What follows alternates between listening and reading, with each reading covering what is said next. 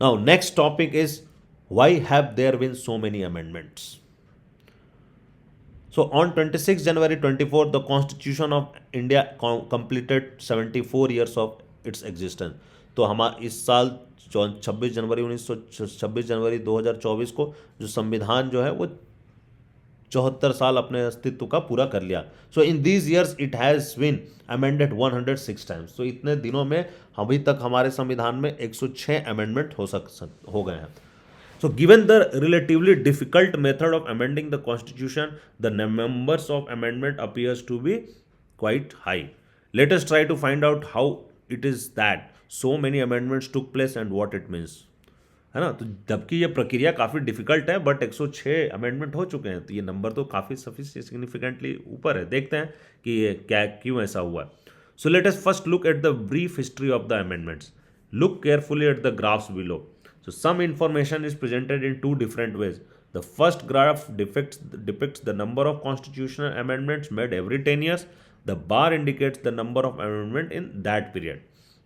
सो जो आगे दो ग्राफ की बात कर रहा है, तो जो पहला ग्राफ है ये दिखाता है कि ग्राफ 1 अमेंडमेंट्स पर डिकेड. सो 1951 से लेकर 1960 में 51 टू 60 में कितने अमेंडमेंट हुए हैं, 61 टू 70 में कितने अमेंडमेंट हुए, 5 है, 10 है, 15 है, 20 है, 25. सो नंबर्स दिखा रहा. सो इट इज़ अप्रॉक्सीमेटली या आई थिंक 7 या 8 अमेंडमेंट्स की बात कर रहा. ये ऑलमोस्ट 14 या 15 अमेंडमेंट्स की बात कर रहा. 71 टू 80 में अगर हम देख रहे हैं 22 होगा आई थिंक सो. ये 81 टू 90 में भी ये 22 23 दोनों लगभग बराबर ही हैं. सो ये एक ऐसा ग्राफ है, ये दिखा रहा है कि हर एक दशक में, हर एक डिकेड में कितने अमेंडमेंट्स हुए हैं, है ना. और दूसरा ग्राफ के फिर बारे में बात करते हैं. The second graph depicts the time taken for every 10 amendments. तो दूसरा ग्राफ जो है वो डिपिक्ट कर रहा कि हर एक 10 अमेंडमेंट के लिए कितना समय लगा. सो पहला 0 टू 10 जो है फर्स्ट 10 अमेंडमेंट्स के लिए कितना समय लगा ये, और देन 20 अमेंडमेंट्स के लिए कितना समय लगा, 30 अमेंडमेंट्स कितना समय लगा, 40 अमेंडमेंट्स के लिए. So these are the number of years, 2 years, 4 years, 6 years, 8 years, 10 years. तो फर्स्ट 10 अमेंडमेंट के लिए 11 साल लगे. अनदर नेक्स्ट 10 टू 20 अमेंडमेंट के लिए अनदर फिर 5 साल लगे. देन 30 अमेंडमेंट्स के लिए अनदर मतलब 20 टू अनदर 10 अमेंडमेंट्स के लिए लगभग कह सकते हैं कि 7 साल लगे. तो ये ऐसा ग्राफ है. अब इस ग्राफ के माध्यम से ये क्या समझाना चाहता है. So the bar depicts the year taken for 10 minutes. You will notice that the 2 decades from 1970 to 1990 saw a large number of amendments. दो ऐसे decades है 1970 to 1990, उसमें काफ़ी large number of amendments हुए हैं. On the other hand, the second graph tells one more story. 10 amendments took place between a short span of 3 years between 1974 and 1976. तो दूसरा graph से हम देखते हैं कि 10 अमेंडमेंट्स हो गए हैं बहुत कम समय में. यहाँ पे अगर हम देखते हैं कि 10 अमेंडमेंट्स हुए हैं. So in just 3 years from 2001 to 2003 10 amendments took place. In the political history of our country this 2 periods are remarkably different. तो हम अपने देश के जो पॉलिटिकल हिस्ट्री में अगर हम ये 2 पीरियड देखते हैं 1974 टू 6 और 2001 टू 23, ये पॉलिटिकली में दोनों एक रिमार्केबली ये काफ़ी डिफरेंट समय रहा है. तो हम समझना चाहेंगे. The first was a period of Congress domination. सो 1974 1976 में कांग्रेस डोमिनेशन का समय था. Congress party had a vast majority in the parliament. Congress party का जो संसद में बहुत ज़्यादा मेजोरिटी था. It had 352 seats in the Lok Sabha. Lok Sabha में 352 सीट्स इसके थे और most of the state assemblies में इसकी सरकार थी. So on the other hand ये इस समय तो अगर हम देख सकते हैं कि कितना इजी है कि कांग्रेस का ही बहुमत है और राज्यों में भी कांग्रेस की सरकारें थी. बट द अदर हैंड हम देखते हैं कि in the period between 2001 and 2003 was a period marked by coalition politics. ये ऐसा था जिस समय गठबंधन की सरकारें थी, गठबंधन की राजनीति चल रही थी. It was a period when different parties were in power in different state. अलग अलग राज्यों में अलग अलग पार्टियां पावर में थी. The bitter rivalry between BJP and it's opponents is another feature of this period. तो बीजेपी और अन्य पार्टियों में उसके अपोनेंट्स में यहाँ काफ़ी बीटर, काफ़ी मतलब राइवलरी चल रही थी और वही तीव्र राइवलरी चल रही थी. एंड एट उसके बावजूद this period saw as many as 10 amendments in just 3 years. But उसके बावजूद सिर्फ 3 साल में 10 अमेंडमेंट्स हो गए. So the incidence of amendment is not dependent merely on the nature of majority of the ruling party alone. So यहाँ पे ये एक इंपॉर्टेंट चीज़ हम समझ सकते हैं कि जो इंसिडेंस ऑफ अमेंडमेंट है, जो अमेंडमेंट है, इज नॉट डिपेंडेंट. ये सिर्फ और सिर्फ not dependent merely on the nature of majority, जिस तरीके से रूलिंग पार्टी की मेजोरिटी है सिर्फ उस पर डिपेंडेंट नहीं है, और भी फैक्टर्स हैं। So there is always a criticism about the number of amendments, जो नंबर ऑफ अमेंडमेंट्स हमारे संविधान में हुए, इतने ज़्यादा अमेंडमेंट, उसका ऑलवेज क्रिटिसिज्म तो होता है। It is said that there have been far too many amendments to the constitution of India, ऐसा कहा जाता है कि भारतीय संविधान में बहुत ज़्यादा ही बदलाव किए गए, बहुत ज़्यादा अमेंडमेंट हुए हैं। सो जैसा कि मैंने आप लोगों को बताया था कि अभी तक 74 साल में, on the face of it the fact that 106 amendment took place in 74 years does seems to be somewhat odd, है ना, 74 साल में 106 अमेंडमेंट हुए हैं। But the two graphs above suggest that the amendments are not only due to political consideration, but हम जैसा अभी आपको एक्सप्लेन किया ग्राफ के द्वारा कि सिर्फ पॉलिटिकल कारणों के कंसिडरेशंस के द्वारा कारणों से ही अमेंडमेंट नहीं होता है। Barring the first decade after the commencement of the constitution, every decade has witnessed a steady stream of amendments. So पहला जो 10 साल था, डिकेड था, उसमें वो संविधान जस्ट बना था तो उसमें अमेंडमेंट हो गए थे, बट बाकी अगर आप देखेंगे तो हर एक 10 साल में एक स्टीडी तरीके से अमेंडमेंट हुए हैं। This means that irrespective of the nature of politics and the party in the power, amendments were required to be made from time to time. तो चाहे किसी तरीके की पॉलिटिकल पार्टी वहाँ पे रही हो, सत्ता में रही हो, नेचर ऑफ पॉलिटिक्स देश का कैसा भी रहो, अमेंडमेंट समय समय पे जरूरत रही है।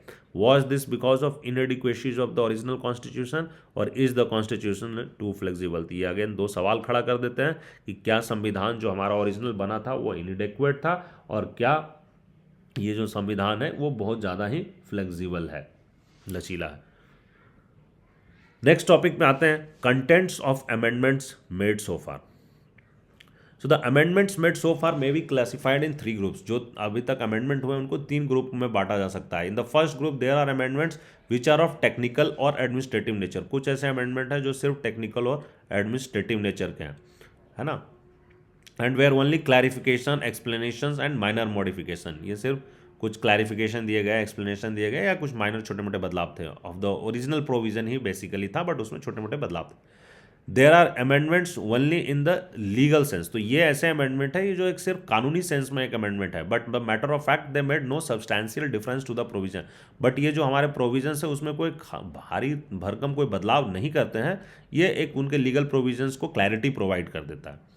So this is true of the amendment that increased the age of the retirement of High Court judges from 60 to 62 years, 15th Amendment. Similarly, salaries of the judges of the High Courts and the Supreme Court were increased by an amendment, 54th Amendment. So ऐसे क्या examples है इसके, जैसे कि high court जजेस का जो उम्र है, रिटायरमेंट उम्र है, 60 से 62 साल कर दिया गया 15वीं अमेंडमेंट के अनुसार, 15वें संशोधन के अनुसार। सिमिलरली जजेस, high court and supreme court के जजेस का सैलरी बढ़ा दिया गया 54th अमेंडमेंट के अनुसार। सो ये सब जो है ये टेक्निकल हम कह सकते हैं कि more of a legal sense के लिए ये सब अमेंडमेंट हुए। We may also take the example of provision of the provision regarding reserved seats in the legislature for scheduled caste and scheduled tribes. The original provision said that these reservations were for a period of 10 years. तो जो schedule caste और schedule tribes का reservations था हमारे संविधान में, वो सिर्फ 10 सालों के लिए वर्णित था, है ना, for 10 years. However, in order to ensure fair representation of these sections, it was necessary to extend this period by 10 years. But उनके रिप्रेजेंटेशन को सुनिश्चित करने के लिए इनको 10 साल के लिए एक्सटेंशन देना उस समय जरूरी था। Thus after every 10 years an amendment is made to extend the period by another 10 years। So हर एक 10 साल के बाद एक अमेंडमेंट लाया जाता है, इस पीरियड को 10 साल के लिए आगे एक्सटेंड किया जाता है। सो इसकी ज़रूरत है तो इसलिए ऐसा किया जा रहा है। So this has led to 6 amendment so far. तो सिर्फ इसके लिए ही 6 अमेंडमेंट हो गए। तो अगर ये आप भी देखेंगे तो ये भी एक टेक्निकल चीज़ है जिसके लिए हम अमेंडमेंट कर रहे हैं। एक्चुअली कोई मूल चूल बदलाव, कोई भारी भरकम बदलाव नहीं हो रहा संविधान के प्रोविजंस में। ये प्रोविजन ऑलरेडी एग्जिस्ट कर रहा है, उसकी सिर्फ समय सीमा 10 साल के लिए बढ़ रही है। But these amendments have not made any difference to the original provision. In this sense, it is only a technical amendment.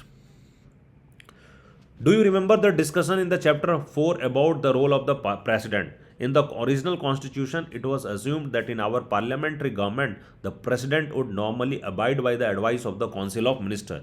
This was only reiterated by a later amendment when Article 74(1) was amended to clarify that the advice of the council of ministers will be binding on the president. So the president shall act in accordance with the advice of the council of ministers. In reality, this amendment did not make any difference because that is exactly what has been happening all through.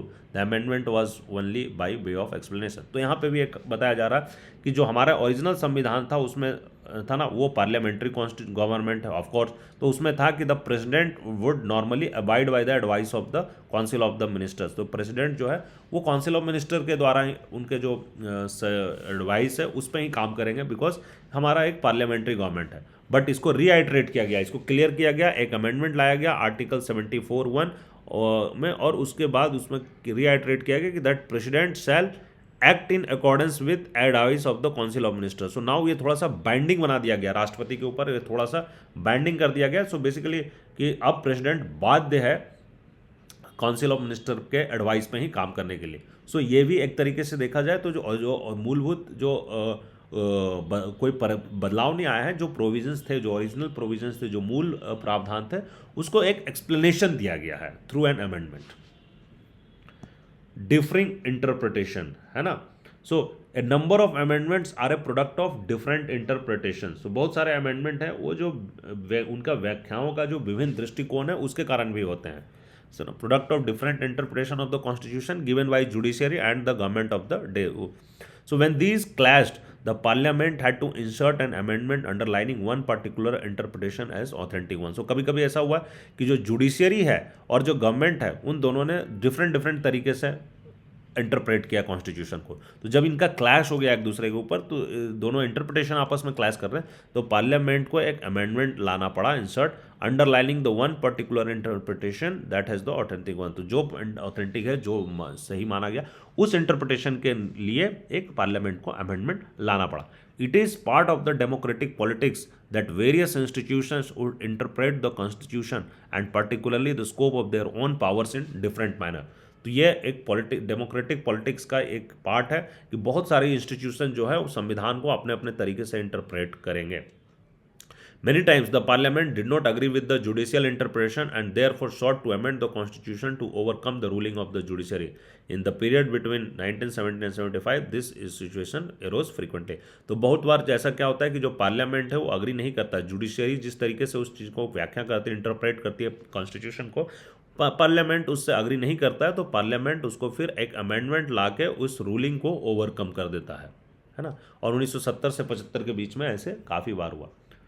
So in the chapter on judiciary, you have already studied the issues of difference between the judiciary and the parliament. One was the relationship between fundamental rights and directive principles. The other was the scope of right to private property, and third was the scope of parliament's power to amend the constitution.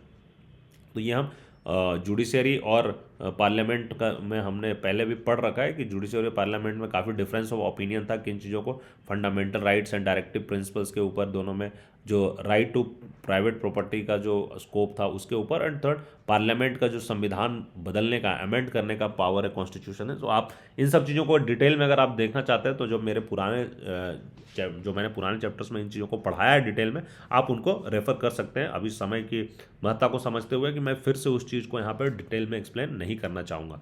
So in the period 1970 to 1975, the parliament repeatedly made amendments to overcome the adverse interpretation by the judiciary. So 70 से 75 के ये जो 5 साल का समय है, इसमें parliament काफ़ी बार रिपीटेडली मेड अमेंडमेंट्स, काफ़ी अमेंडमेंट्स को लाया है और जुडिशरी के जो रूलिंग्स है उसको ओवरकम किया है, डिफरेंट इंटरप्रिटेशन प्रोवाइड किया। It may be kept in the mind that during this period many political events were unfolding, and thus this history of our constitutional development can be fully understood only in the context of the politics of that period. तो उस समय में काफ़ी political events चल रहे थे हमारे देश में, काफ़ी कुछ हो रही थी पॉलिटिकली, एंड जो ये कॉन्स्टिट्यूशनल डेवलपमेंट है उस कॉन्टेक्स्ट में ही समझा जाना चाहिए, उस पॉलिटिकल कॉन्टेक्स्ट के अनुरूप ही समझना चाहिए। So you will know more about these issues in next year when you studied the political history of independent India. तो after this book friend I am going to take classes, मैं अपने जो lectures हैं वो उस next class का जो class 12 का political history of independent India उसके ऊपर ही लेने वाला हूँ। ये 9th चैप्टर हो गया, इसके बाद 10th चैप्टर है, उसके बाद मैं उस पर ही लेने वाला हूँ, तो इसमें और आप डिटेल में समझेंगे। So amendments through political consensus. Thirdly, there is another a large group of amendments, बहुत ऐसे amendments है that have been made as a result of consensus among the political parties. बहुत सारे amendment ऐसे हैं जो because of consensus among political parties है। We may say that this consensus made it necessary that some changes had to be made in order to reflect the prevailing political philosophies and aspirations of the society.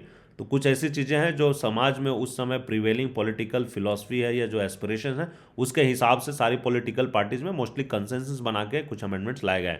In fact many of the amendments of the post 1984 period are the instances of this trend. तो ऐसा हम कहते हैं कि 1984 के बाद जो mostly जो आए हैं वो संविधान के जो आए हैं संशोधन वो मोस्टली इन लाइन पे हैं, है ना। Remember our question about the peculiarity that even when there was a coalition government this period saw so many amendments. So the reason is because many of the amendments were based on the evolving consensus on the certain issues. Starting with anti-defection amendment 52nd amendment, this period saw a series of amendments in spite of the political turbulence. तो जो जबकि ये coalition government आ गई थी, है ना, काफ़ी गठबंधन की सरकारें थी, अलग अलग व्यूज़ के पार्टियां थी और उनकी सरकारें थी, तो उसके बावजूद भी कंसेंसस था बिकॉज पॉलिटिकल इशूज ऐसे थे कि कुछ कंसेंसस इवॉल्व हो गए थे पार्टीज में। लाइक इस एक एग्जांपल दे रहा, anti defection amendment 52nd amendment जो है वो बेसिकली जो एमएलएज एंड एमपी के जो एंटी डिफेक्शन के अगेंस्ट में है ना, दल विरोधी कानून जो है उसके तहत में, तो ये इतना पॉलिटिकल टर्बुलेंस था उस समय कंट्री में कि इसमें most of the political parties में एक कंसेंसस बना और ये अमेंडमेंट आ गया। Apart from the anti defection amendments 52nd and 91st, ये दोनों एंटी डिफेक्शन अमेंडमेंट है। These amendments include the 61st amendment bringing down the minimum age for voting from 21 to 18। सो जो 61st अमेंडमेंट है, जो वोटिंग की उम्र जो है, age for voting reduced from 21 to 18। And the 73rd and 74th जो हम डिटेल में पढ़े हैं, लोकल सेल्फ गवर्नमेंट जो है ना, सो पंचायती राज एंड म्यूनिसिपल बॉडीज़ के बारे में अमेंडमेंट है। तो ये सारे कॉलिशन एरा में आए हैं और consensus most of the political parties के कंसेंसस के बाद आए हैं। So in this same period there were some amendments clarifying and expanding the scope of reservations in job admission. तो कुछ ऐसे अमेंडमेंट्स भी इसी दौर में आए, इसी काल में आए, जो स्कोप ऑफ रिजर्वेशन, जो रिजर्वेशन जॉब्स एंड एडमिशन में जो रिजर्वेशंस थे उसके स्कोप को एक्सपैंड किया है। After 1992 and 93, an overall consensus emerged in the country about these measures, and therefore amendments regarding these measures were passed without much difficulty. 77th, 81st, and 82nd amendments. Now next है controversial amendments। तो कुछ controversial amendments पे भी आते हैं। Our discussion so far should not create an impression that there has never been any controversy over amending the constitution। तो अभी तक जो हम लोग डिस्कस कर रहे हैं अमेंडमेंट के ऊपर में, तो इसका ये मतलब नहीं है कि कभी भी अमेंडमेंट के ऊपर जो कॉन्स्टिट्यूशनल अमेंडमेंट है उसके ऊपर कोई कंट्रोवर्सी नहीं हुई है। In fact amendments during the period of 1970 to 80 generated a lot of legal and political controversy. उस दौर के 70 से 80 के दशक के दौर के जो अमेंडमेंट्स है उसमें बहुत सारे में लीगल और राजनीतिक कंट्रोवर्सी हुई है। The parties that were in opposition during the period 1971 to 76 saw many of these amendments as an attempts by the ruling party to subvert the constitution। तो उस समय 1971 से 76 में जो बहुत सारे अमेंडमेंट्स लाए गए, वो रूलिंग अपोजिशन पार्टी को ऐसा लगा कि रूलिंग पार्टी इसलिए लाई है ताकि वो संविधान को सबवर्ट कर दे, है ना। इन पर्टिकुलर द 38th, उसमें पर्टिकुलरली जो 38th अमेंडमेंट है, 39th अमेंडमेंट है एंड 42nd अमेंडमेंट्स है, have been the most controversial amendment so far. ये 3 अमेंडमेंट्स बहुत ही ज़्यादा कंट्रोवर्शियल रहे हैं।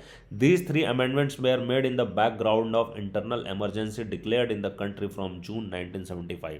तो जून 1975 में भारत में उस समय श्रीमती इंदिरा गांधी प्रधानमंत्री के रूप में थी और आप लोगों को मालूम होगा कि उस समय इंटरनल इमरजेंसी, आंतरिक आपातकाल घोषित कर दी गई थी भारत में, है ना। और ये बहुत सारे अमेंडमेंट जो है इस पृष्ठभूमि में लाया गया था। So they sought to make basic changes in crucial parts of the constitution. ये इसका लक्ष्य था कि संविधान के कुछ बुनियादी हिस्सों में परिवर्तन कर दिया जाए, क्रूशियल पार्ट्स में कर दिया जाए। And in So the 42nd amendment was particularly seen as wide-ranging amendment affecting large parts of the constitution। और जो खास करके जो 42nd amendment था वो ऐसा देखा जा रहा था कि वो कॉन्स्टिट्यूशन के बहुत ज़्यादा बड़े हिस्से में, लार्ज पार्ट में वो बदलाव ला रहा था। It was also an attempt to override the ruling of supreme court given in the Kesavananda case. Supreme court का एक बहुत बड़ा जजमेंट केसवानंदा भारती केस का जजमेंट आ चुका था और ये अमेंडमेंट जो 42nd अमेंडमेंट है वो उसको ओवरराइड करना चाह रहा था। Again I am telling friends, Kesavananda Bharati case भी मैं पहले के चैप्टर्स में आपको थोड़ा डिटेल में समझा चुका हूँ। If you want to understand that you can refer दो lectures. Even the duration of the Lok Sabha was extended from 5 to 6 year. तो लोकसभा की जो ड्यूरेशन है कितना है अभी, 5 साल है दोस्तों, इसको भी बढ़ाकर 6 साल कर दिया गया था। In the chapter on rights, you have read about the fundamental duties. They were included in the Constitution by this Amendment Act. So fundamental rights में हमने फंडामेंटल ड्यूटीज, उस राइट्स वाले चैप्टर में फंडामेंटल ड्यूटीज की बात की थी, वो भी 42nd अमेंडमेंट एक्ट के द्वारा ही लाया गया था। The 42nd amendment also put restrictions on the review power of the judiciary. वो जो न्यायपालिका की जो रिव्यूइंग पावर है उस पर भी कुछ लगाम लगाया गया था, कुछ रेस्ट्रिक्शंस लगाए गए थे। It was said at that time that this amendment was practically a rewriting of many parts of the original constitution. तो उस समय में कहा जाता है कि ये बहुत सारे संविधान के प्रावधानों को रीराइट कर दिया गया था। In fact note written in this book, just I am गेइंग कि कहीं कहीं पे इसको मिनी कॉन्स्टिट्यूशन भी बोला जाता है 42nd अमेंडमेंट को। So do you know that this amendment made changes to the preamble, to the 7th schedule of the constitution and the 53 articles of the constitution? तो ये इनफैक्ट हमारे प्रियम्बल में भी बदलाव ला दिया था और 7th शेड्यूल में भी इसमें बदलाव किया हमारे संविधान के, और 53 आर्टिकल्स को अफेक्ट किया। Many MPs belonging to opposition parties were in jail when this amendment was passed in the parliament. Opposition के बहुत सारे एमपी जेल में थे जब ये पार्लियामेंट में पास किया गया। In this backdrop elections where held in 1977, और जब अगली बार चुनाव होती है 1977 में, the ruling party Congress was defeated. जो ये अमेंडमेंट्स इतने ला रही थी कांग्रेस पार्टी, वो डिफीट हो जाती है 1977 में। And the new government comes, Janata Party की सरकार आती है 1977 में। Thought it necessary to reconsider these controversial amendments and through 43rd and 44th amendments cancelled most of the changes that were effected by the 38th, 39th and 42nd amendments. The constitutional balance was restored by these amendments. So 43rd and 44th amendment लाती है तो नई अगली सरकार, और वो 38th, 39th and 42 amendments act के तहत जो काफ़ी कुछ बदल दिए गए थे संविधान के क्रूशियल प्रोविजंस, उसको वो वापस रिस्टोर करती है और कॉन्स्टिट्यूशनल बैलेंस बनाती है।